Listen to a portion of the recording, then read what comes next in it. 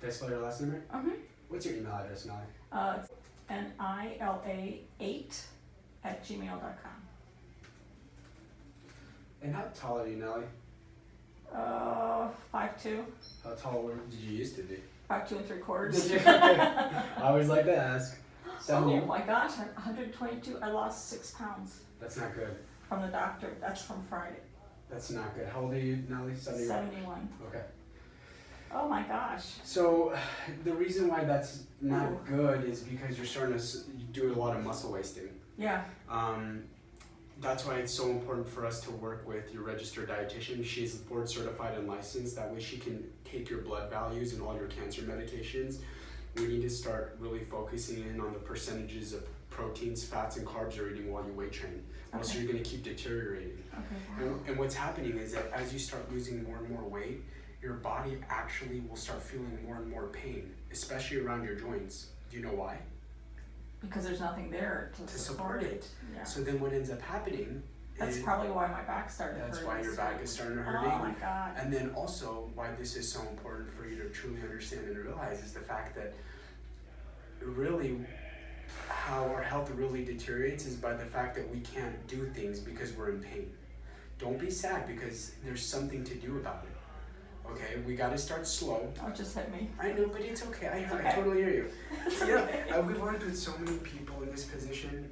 We're going to start slow. Slow and steady wins the race.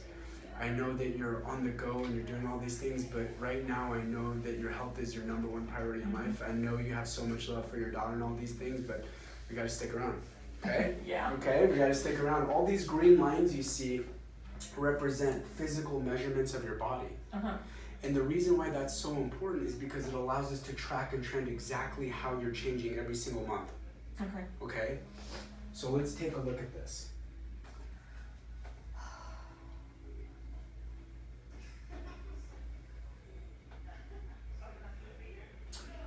So when we take a look at this, there's some areas that we really need to focus on, okay? Mm-hmm. Our number one most important area that we need to look at is this upper back curve. Mm-hmm. This upper back curve is causing a lot of internal rotation of our shoulders. Okay. Why is that important? Well, I'll tell you. When we have internal rotation of our shoulders when we're sitting and hunching a lot, it makes our pectoralis muscle on your chest shorten. So what happens is as that shortens, it pulls on my lat and that pulls on your hip. Why that matters to you is that increases the amount of shuffling you're having when you're already walking in pain, aka balance. Yeah. Okay? Yeah. So we need to start with a lot of exercises that have retraction of the shoulder blades and extension so that we're building these muscles up so that we're standing straighter. Because right now, when you take a look at your line, where's your head? It's forward. Mm-hmm. And I'll show you when we on the computer, but when your head's forward, all of your weight goes forward. It gives you a tendency to lean forward and fall down, especially if you kind of click your toe on something. Down you go. Yeah. Have you noticed that at all? Yeah. Okay, so that's why I'm telling you that. We have to focus on that. The next most important thing when I take a look at this, we gotta focus on your hips and your butt. Mm-hmm. Why? Because your hips and your butt are your biggest muscle group attaching to your lower back. Without a strong set of glutes and hamstrings and hips, your lower back is at compromise. And right now, you're already starting to feel that pain right now. Mm-hmm. So we need to increase that. And they're also one of your primary movers for balance. Every step you take starts from your calves, your hamstrings, and your butt. So when I walk, these three muscle groups are instantly engaged. Mm-hmm. We need to make them extremely strong because the stronger your butt and your hamstrings are, guess what? The more support your knee has. We need to focus on building muscle tissue around those areas so that we can help stabilize our knees so that we can walk and do more things and not feel so much damn pain. Mm-hmm. Right now our muscles are wasting and we need to build them. Yeah. Okay? We really need to work on this area. Really, that's our core. Everything that we have, every movement we take, every step we take involves, have you heard the term core? Yeah. So what is the core? The core is literally everything around this hip and trunk area. Mm-hmm. Your abdominal area, your hips, your glutes, your lower back. when it comes to exercise, the number one area with the highest risk injury is your lower back. Right. Uh-huh. Always. Yeah. We have to avoid specific things right now. No exercises that have lateral movement Oh, okay. at all, and no exercises that make you bend and go up. Oh, okay. Right now, what happens is that when you're going lateral on the movement, it puts a lot of jarring stress on your lower back discs. And the problem is we don't have the muscle support in our lower back because you're not doing anything for it. Okay. Also avoiding a lot of bending forward and up because one, we don't want to lose our balance, and two, it puts a lot of stress on our lower back. Okay. Okay? Yeah. So things to avoid, okay, Uh-huh. at home, is grabbing something on the floor and then picking it up and trying to move it. Mhm. You'll start noticing that that's going to feel a lot of pain, Yeah. and your risk of injury for your lower back is a lot. Okay. So we have to focus on exercises that keep your spine straight.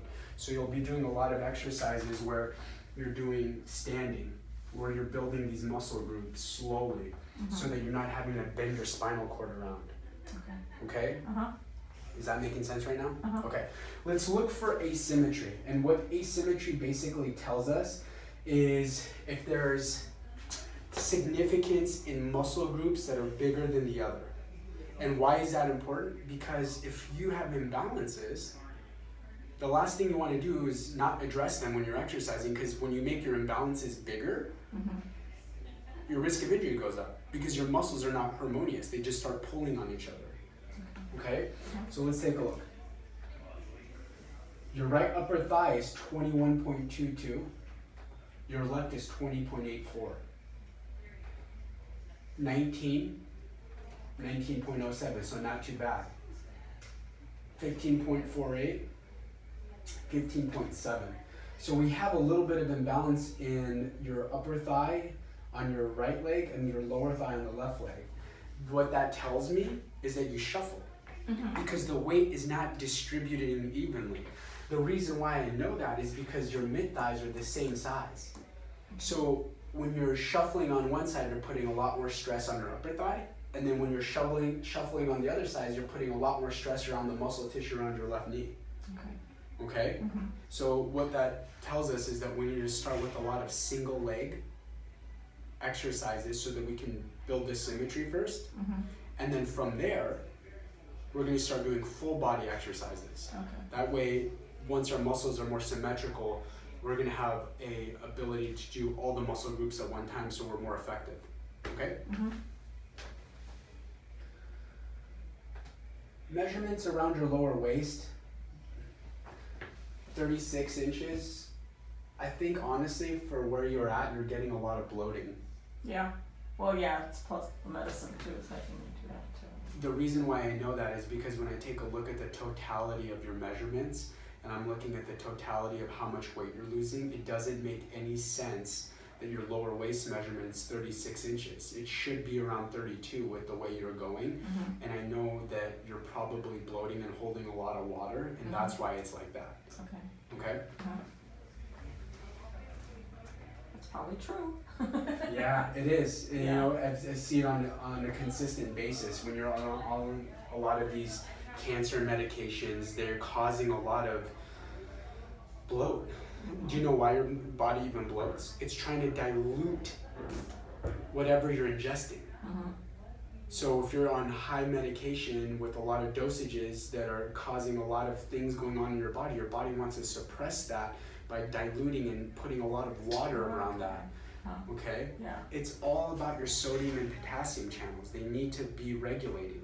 It's also the same reason why you bloat after having a big bowl of Chinese food.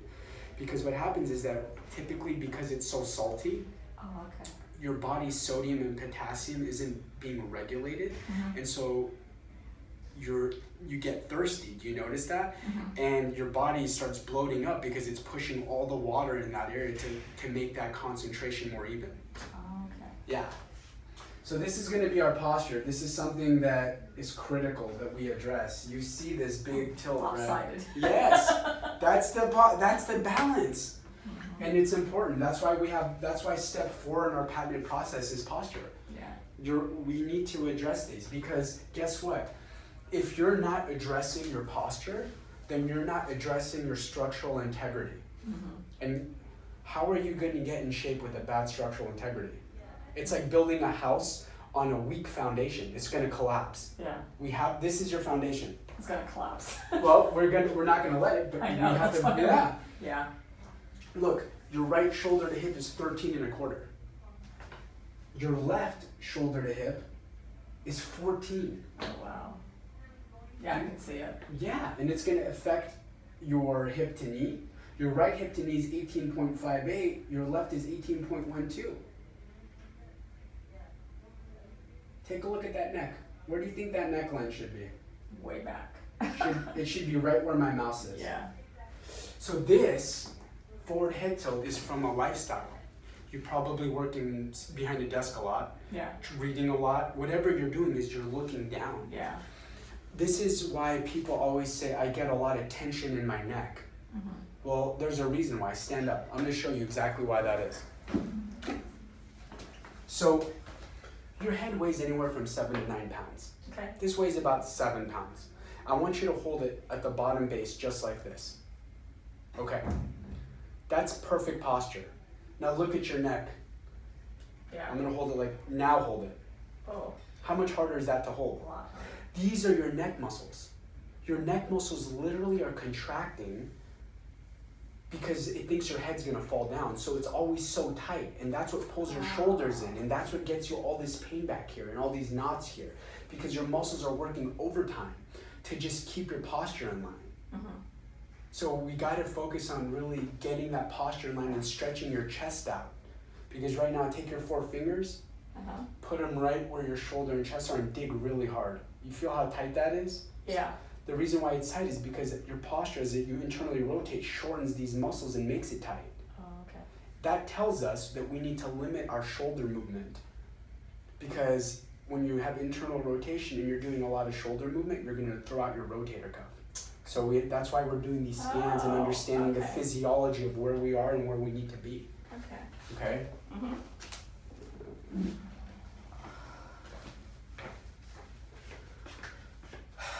Let's look at the totality of where we are. You know, we're different than a typical client coming in here that I need to lose weight. We need to do the opposite. Okay. We need to gain this. We need to gain non-fat weight. Yeah. You're at only 93 pounds of lean body mass. Is that bad? It's not enough muscle. Okay. Why? When I say that, it's not relatively bad, but think about how much weight you've lost. But it's bone. It's only bone. Exactly. That's my point, right? So lean Yeah. body mass refers to anything not fat. Brain tissue, nervous system, blood capillaries, everything is that. So we need to... So, you know what? I lost 6 pounds since Tuesday. Yeah. Okay. Because I went to the doctor on Tuesday and I weighed 128. Okay. Here's what we need to do. We need to put on a minimum of 10 to 12 pounds of lean body mass, and we need to put on about 5 or 6 pounds of body fat. So we need to increase the weight on the scale 17 pounds. Okay. Putting on 12 pounds of muscle is not easy. I know. It's a lot of work. Okay. Okay? Okay. Here's the thing. It took a lot of bravery to get here, so don't feel down or depressed, because usually it's down and depressing when there's no game plan. When people don't know what to do, it's what causes them more anxiety. That's true. But when you know what to do, now it's about accountability and follow-up. That's what we're going to be doing. You need to be working with your trainer at least 2 to 3 times a week. Okay. Okay? I recommend a minimum of 8 months. Okay. Minimum. Okay? And you need to be working with your posture specialist. You need to be working with your registered dietitian, which is going to be absolutely key, because building muscle tone requires a specific amount of nutrition. Right now, I'm sure you don't feel that hungry a lot, and does the medicine make you sick? No, it doesn't make me sick, but I lose my appetite. Yeah. And I have to force myself to eat. Exactly my point. And I try to eat, so that's why I'm doing a lot of cooking, because I do a lot of protein. Yeah.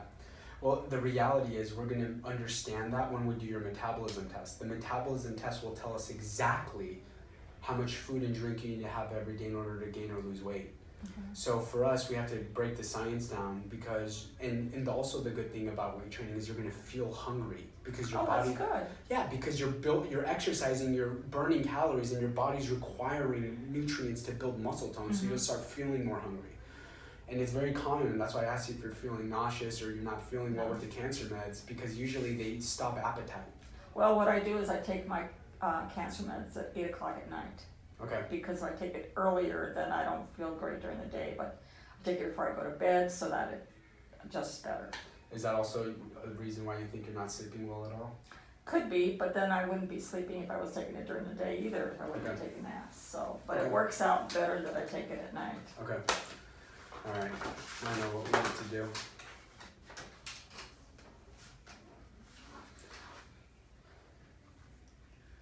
I'm gonna assign some of these sessions to posture, to nutrition, and it's important. Let's go sit down and look at that. Okay. Uh-huh.